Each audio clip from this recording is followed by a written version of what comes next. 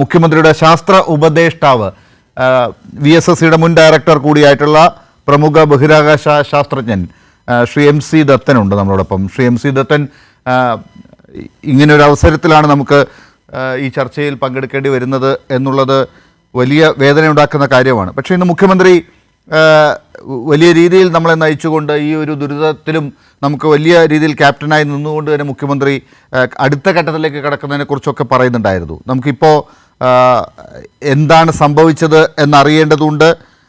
അതുപോലെ ഈ പ്രകൃതി ദുരന്തങ്ങളുടെ ആവർത്തനം നമുക്ക് നമ്മുടെ നാട്ടിൽ നടക്കുന്നുണ്ട്. മുന്നറിയിപ്പ് സംവിധാനങ്ങൾ നമുക്ക് പരിഷ്കരിക്കേണ്ടതുണ്ട്.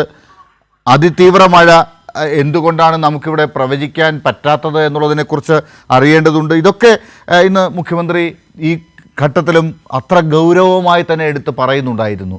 ശരിക്കും എന്താണ് അത്തരം ഒരു ചിന്തയിലേക്ക് ഈ ഘട്ടത്തിൽ ഒന്ന് പരാമർശിച്ച് പോകാനിടയായത്?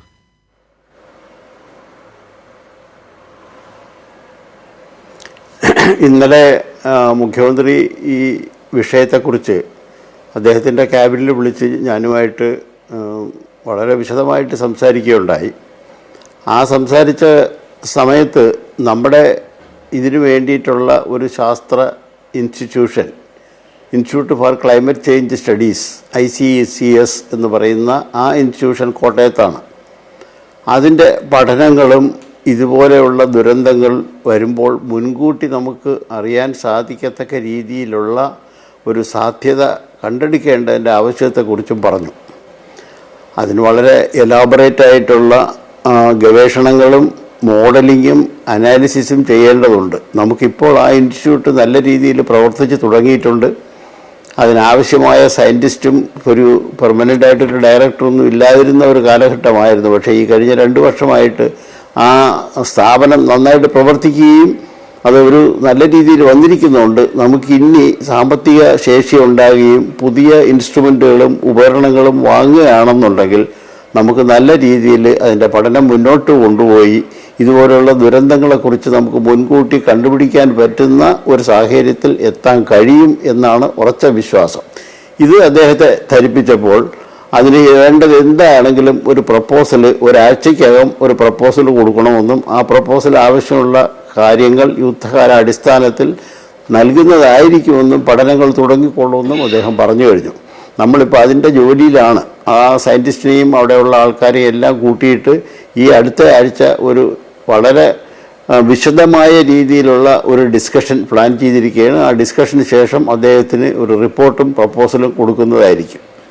ശ്രീ MC ദത്തൻ, നമുക്ക് ഇത്തരമൊരു ഘട്ടത്തിൽ വലിയ ചർച്ചകളിലേക്കൊന്നും പോകേണ്ട ഒരു സമയമല്ല എങ്കിൽ കൂടി ഞാൻ മുഖ്യമന്ത്രി തന്നെ പറഞ്ഞ അതേ സ്റ്റാൻഡിൽ നിന്നുകൊണ്ടാണ് ഈ ഒരു ദിവസത്തെ ഇപ്പോൾ കാണുന്നത്. അതായത് നമുക്ക് ചില കാര്യങ്ങൾ തുടങ്ങി വെക്കേണ്ട സമയം തന്നെയാണ്. ചില രക്ഷാപ്രവർത്തനങ്ങൾ നടക്കുമ്പോഴും നമുക്ക് മൃതശരീരങ്ങളൊക്കെ അന്വേഷിച്ച് കണ്ടെത്തേണ്ട ഒരു സമയം ആണ് എന്ന് വരുമ്പോഴും നമുക്ക് അടുത്ത പുനരധിവാസത്തെക്കുറിച്ച് കൂടി ചിന്തിക്കണമെന്ന് മുഖ്യമന്ത്രി ഇന്ന് പറയുന്നുണ്ടായിരുന്നു. അടുത്ത ഘട്ടത്തെക്കുറിച്ചുകൂടി ഒന്ന് ചിന്തിച്ചു പോകേണ്ട ഒരു ഘട്ടം തന്നെയാണെന്ന് അദ്ദേഹം ചൂണ്ടിക്കാട്ടുന്നുണ്ടായിരുന്നു. അതുകൊണ്ട് ഞാൻ ചോദിക്കുകയാണ്, ഇപ്പോൾ ഈ പറയുന്ന സംവിധാനങ്ങളൊക്കെ നമുക്ക് ഇപ്പോൾ ഇവിടെ ഉണ്ടാകേണ്ടതുണ്ട്, അത് ഗൗരവമായി എടുക്കേണ്ടതുണ്ട്, അതിനുവേണ്ടി അങ്ങേപ്പോലുള്ളവരൊക്കെ ചിന്തിക്കുന്നുണ്ട്. നമുക്ക് ഈ പ്രകൃതി ദുരന്തങ്ങൾ ഇങ്ങനെ അടുപ്പിച്ചുണ്ടാകുന്നത് എങ്ങനെ തടയാൻ ഒക്കും, അതിൻ്റെ പ്രത്യാഘാതം എങ്ങനെ കുറയ്ക്കാൻ സാധിക്കും, ഇതൊക്കെ ഇതിനകത്ത് വരുമോ, ഈ പഠനത്തിൽ വരുമോ?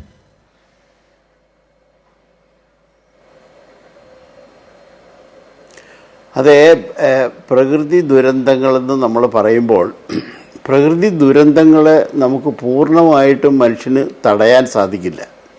പ്രത്യേകിച്ചും ഗ്ലോബൽ വാർമിംഗ് എന്നൊക്കെ പറയുന്ന ആ ഒരു ഫിനോമിന നമ്മളൊരു സംസ്ഥാനത്തിനോ ഒരു രാജ്യത്തിനോ മാത്രമുള്ളതല്ല, ആഗോളമായിട്ടുള്ള ഒരു ഫിനോമിനയാണ്.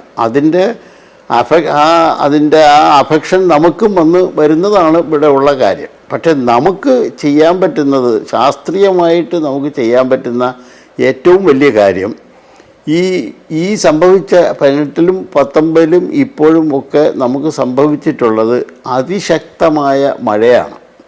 അപ്പോൾ ഈ അതികഠിനം ആയിട്ടുള്ള മഴയെന്ന് നമ്മൾ പറയുമ്പോൾ ഒരു കാര്യം നമ്മൾ മനസ്സിലാക്കണം. മഴ പെയ്യുന്നതിന് നമ്മളൊരു മെഷർമെൻറ്റ് വെച്ചിട്ടുണ്ട്, ഒരു അളവ് വെച്ചിട്ടുണ്ട്. ഇപ്പോൾ ഒരു മാസം പെയ്യേണ്ട ആകെ മഴ ഒരു ദിവസം കൊണ്ടോ 2 ദിവസം കൊണ്ടോ പെയ്യാന്ന് പറഞ്ഞാൽ ആ പോറിങ് റേറ്റ്, ഡിസ്ചാർജ് റേറ്റ് അത്രയും കൂടുതലാണ്. അവിടെയാണ് നമുക്ക് താങ്ങാൻ പറ്റാത്ത രീതിയിൽ പ്രകൃതിക്ക്, നമ്മുടെ മണ്ണിനും താങ്ങാൻ പറ്റാത്ത രീതിയിലേക്കുള്ള അവസ്ഥകളും ദുരന്തങ്ങളും വരുന്നത്. അപ്പോൾ അങ്ങനെ ഉള്ള ഒരു ഫിനോമിന, അത് നമുക്ക് മഴമേഘങ്ങളെ അനലൈസ് ചെയ്ത് മുൻകൂട്ടി കണ്ടുപിടിക്കാൻ സാധിച്ചാൽ ഈ ദുരന്തം വരുന്നതനുസരിച്ച് നമുക്ക് ആൾക്കാരെ എവിക്റ്റ് ചെയ്യാനും, ഇപ്പോൾ സുനാമി പോലെയുള്ള കാറ്റിൻ്റെ ചുഴലിക്കാറ്റ് വരുന്ന സമയത്ത് നമ്മളത് കണ്ടുപിടിച്ച് കഴിഞ്ഞിട്ട് പല സ്റ്റേറ്റിലും നമ്മൾ മുൻകൂട്ടി ഒഴിപ്പിച്ച് നമ്മളതിൽ നിന്ന് രക്ഷ നേടിയിട്ടുണ്ട്.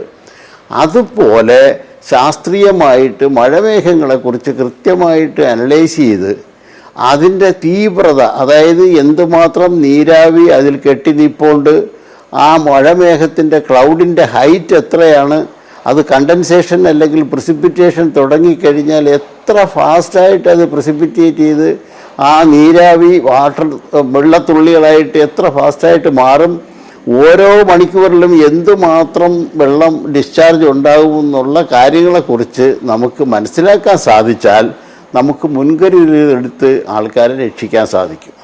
അല്ലാണ്ട് അതിനെ തടയുക, പൂർണ്ണമായിട്ടും തടയുക എന്ന് പറയുന്നത് മനുഷ്യസാധ്യമല്ല. നമ്മൾ ചെയ്യാൻ പോകുന്നത് ഇതുപോലെയുള്ള ഫിനോമിന വരുമ്പോൾ അതിനുള്ള ഏറ്റവും വലിയ ഒരു എക്യുപ്മെൻ്റാണ് ഡോപ്ലർ വെതർ റഡാർ എന്ന് പറയുന്ന ഒരു റഡാർ. ആ ഡോപ്ലർ വെതർ റഡാർ ഒരു സിഗ്നൽ കൊടുത്ത് മഴമേഘങ്ങളിൽ പോയി തിരിച്ചു വരുമ്പോൾ മഴമേഘങ്ങളിൻ്റെ പ്രോപ്പർട്ടി, അതിൻ്റെ നേച്ചർ, അതിലെ വാട്ടർ കണ്ടൻറ്റ്, നീരാവിയുടെ കണ്ടൻറ്റ്, അതിൻ്റെ ടെമ്പറേച്ചർ, കാറ്റനുസരിച്ച് അത് മൂവ് ചെയ്യുന്നതിൻ്റെ ഗതി, ഇത്രയും കാര്യങ്ങൾ കൃത്യമായിട്ട് നമുക്ക് കിട്ടും. അത് പിന്നെ കമ്പ്യൂട്ടറിൽ കൊടുത്ത് അനലൈസ് ചെയ്യിച്ചു കഴിഞ്ഞാൽ ആ ഒരു പർട്ടിക്കുലർ നേച്ചറിലുള്ള, ഭാവത്തിലുള്ള ആ മഴമേഘങ്ങളെ നമുക്ക് മനസ്സിലാക്കാൻ പറ്റും. ആ ഡോപ്ലർ റഡാർ എന്ന് പറഞ്ഞ റഡാർ ഇപ്പം പവർഫുള്ളായിട്ട് ഈ തുമ്പയിൽ, ISROയുടെ തുമ്പയിലുള്ള ഒരു ഡോപ്ലർ റഡാർ മാത്രമേ നമുക്കുണ്ട്. കൊച്ചിൻ യൂണിവേഴ്സിറ്റിയിലൊരു റഡാറുണ്ട്, അത് കാറ്റിനെ കുറിച്ച് പഠിക്കാനുള്ളതാണ്. IMDയുടെ തന്നെ ഒരു റഡാർ, ഡോപ്ലർ റഡാർ ഉണ്ടെങ്കിലും കൊച്ചിയിലുണ്ടെങ്കിലും വളരെ പഴയ മോഡലാണ്. അത് ഇമ്പ്രൂവ് ചെയ്യണം. നമുക്ക് ശരിക്കും വേണ്ടത് മഴമേഘങ്ങളുടെ കാഠിന്യത്തെക്കുറിച്ചും സിവിയറിറ്റിയെക്കുറിച്ചും പഠിക്കാനായിട്ടുള്ള ഡോപ്ലർ വെതർ റഡാർ പോലെയുള്ള ഉപകരണങ്ങൾ, എക്യുപ്മെൻറ്റ്സ്, സംവിധാനങ്ങൾ നമുക്ക് ഈ വെസ്റ്റേൺ ഘട്ടിൽ വേണം. ഒന്നിലും മൂന്നാറോ ഇടുക്കിയോ അല്ലെങ്കിൽ വയനാടോ പോലെയുള്ള സ്ഥലങ്ങളിൽ നമ്മൾ അത് സ്ഥാപിച്ച് കണ്ടിന്യൂസ് ആയിട്ട് 24 മണിക്കൂറും അതിൻ്റെ ഡേറ്റ, സ്ക്രീനിൽ വരുന്ന ഡേറ്റ മോണിറ്റർ ചെയ്ത് അതിന് പ്രാപ്തരായ സയൻറ്റിഫിസ്റ്റ് ഗ്ലോബലായിട്ടുള്ള സോഫ്റ്റ്വെയർ ഉപയോഗിച്ച് അതിനെ അനലൈസ് ചെയ്തിട്ട് അപ്പോൾ ഉള്ള വിവരങ്ങളും ആ ഓരോ സ്ഥലസ്ഥാനത്തും ഓരോ ജില്ലയിലുമുള്ള അധികാരികൾക്ക് കൊടുത്ത് നമ്മൾ ആക്ഷൻ എടുക്കണം.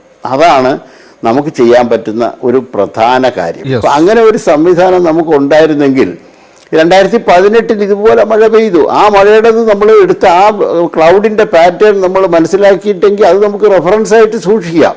സൂക്ഷിച്ചു കഴിഞ്ഞിട്ട് പിന്നെ വരുന്ന ക്ലൗഡ് നമ്മൾ അതുമായിട്ട് കമ്പയർ ചെയ്യും. കമ്പയർ ചെയ്ത് നോക്കിക്കഴിയുമ്പോൾ നമുക്കത് കമ്പയർ ചെയ്യുമ്പോൾ മനസ്സിലാവും ഇത് പഴയ പോലത്തതാണ്.